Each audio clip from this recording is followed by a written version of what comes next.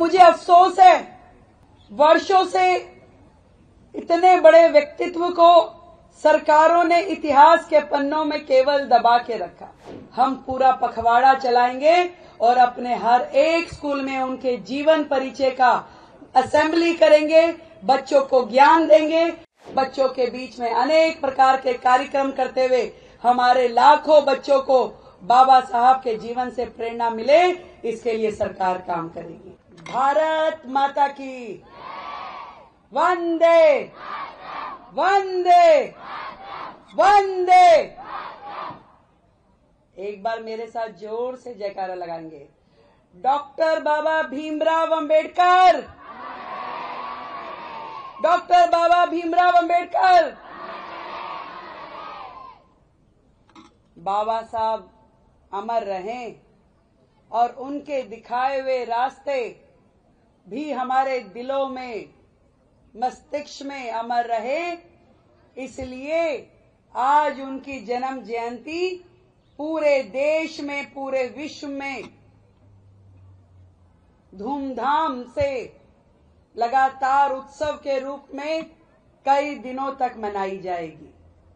ये उत्सव पूरे देश में रोजाना चल रहे हैं और कल का दिन तो अत्यंत भव्यता से पूरा देश मनाएगा।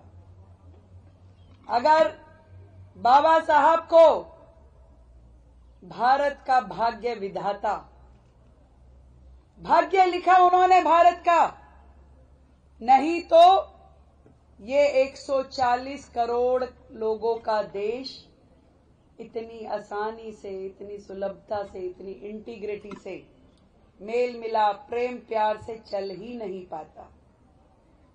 न जाने कितने ही देशों का संविधान पहले उन्होंने पढ़ा और फिर भारत का संविधान रचा और ऐसा संविधान बनाया जिसमें किसी त्रुटि होने का कोई इसमें अंदेशा ना रहे।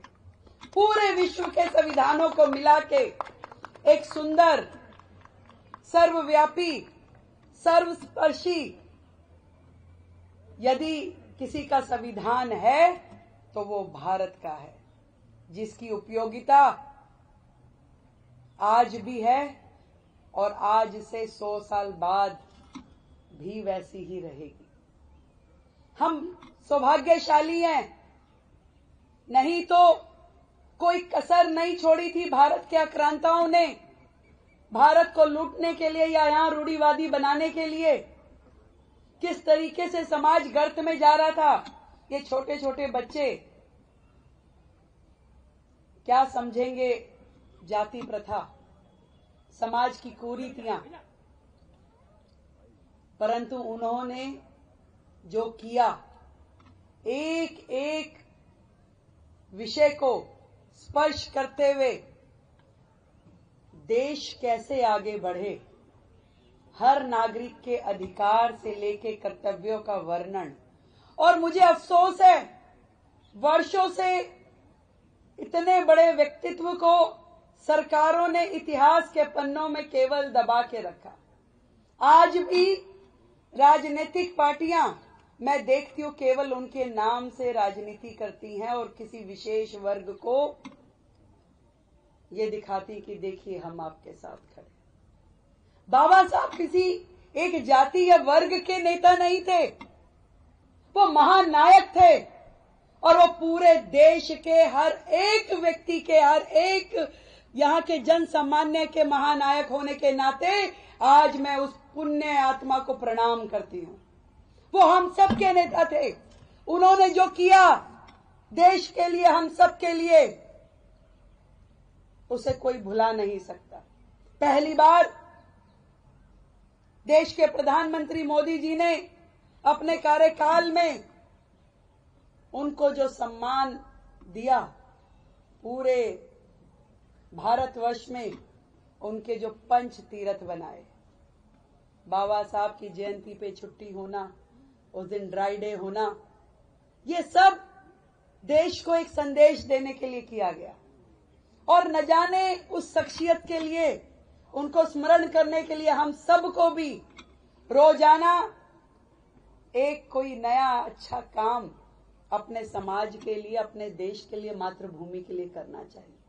बाबा साहब को अपने दिलों में यदि जीवित रखना है तो हमारे कर्म भी वैसे होने चाहिए। और मैं ये विश्वास दिलाती हूं, दिल्ली सरकार बाबा साहब का जीवन जीवंत करेगी और उनके आदर्शों पे, उनके नियमों पे, उनके समानता के मार्गदर्शन पे काम करेगी। और दिल्ली में रहने वाले हर एक व्यक्ति को उनके अधिकार मिले, ये कर्तव्य सरकार का है और उस पे काम करेंगे।